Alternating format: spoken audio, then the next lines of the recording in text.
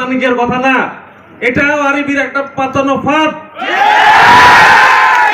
আশ্বাস অনেক এসেছে আমাদের, আমরা যখনই আমাদের রক্ত আগুন ধরেছে তখনই আমাদেরকে থামানোর জন্য এরকম অসংখ্য ফাঁদ পাতা হয়েছে।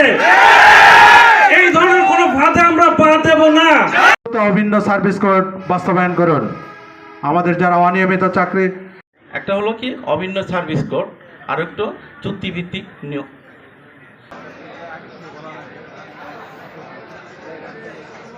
যারা কন্ট্রোল করতেছেন বা আরবি পর্যায়ে থেকে করতেছেন আমাদেরকে সবসময় আসসালামু আলাইকুম। সামনে উপবিষ্ট উপস্থিত হতে হয়েছে তা আসলে অনাকাঙ্ক্ষিত। আমরা বাধ্য হয়ে এখন মূল্যবিদ্যুৎ সমিতিতে যারা কাজ করি মাঠ পর্যায়ে তাদের সাথে আমাদের অনেক বৈষম্য। এইখানে যে লোক সংকটের ব্যর্থ বলা আছে, আমি ইদানিংকালে শুনি ধরে আমরা আন্দোলনের মধ্যেই থাকবো ইনশাল্লাহ। আমরা আমাদের দাবি দেওয়া কর্তা ব্যক্তিরাও জানেন না, তা আমরা চাচ্ছি যে আসলে সব ক্ষেত্রেই বৈষম্য।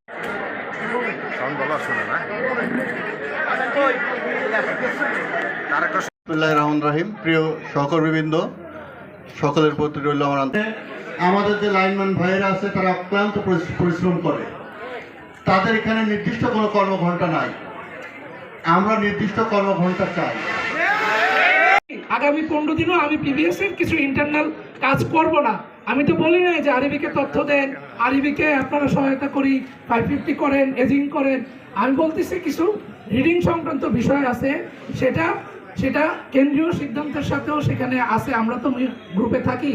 রিডিং এমন কিছু মিটার ক্রয় করছে আরবি, যেই মিটারগুলি গত মাসে আমরা 15 ইউনিট রিডিং আনছি, পরবর্তী মাসে ওই মিটারে 350 ইউনিট রিডিং আসে, এবং বিদ্যুৎ না থাকলেও সেই মিটারগুলি পাস করে এবং রিডিং আসে। এই যে রিডিং আসার কারণে গভর্নমেন্টের বদনাম হয়।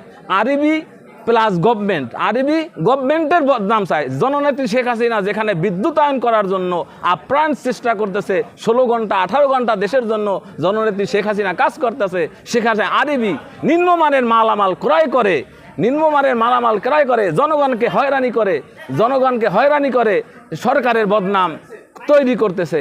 মাননীয় প্রধানমন্ত্রীর নির্দেশে আমাদের যে চাকরিটা দেওয়া হয়েছিল, প্রত্যেকটা ঘরে ঘরে সরকারি চাকরিজীবী করানোর জন্য আমাদের নিয়োগটা দেওয়া হয়েছিল।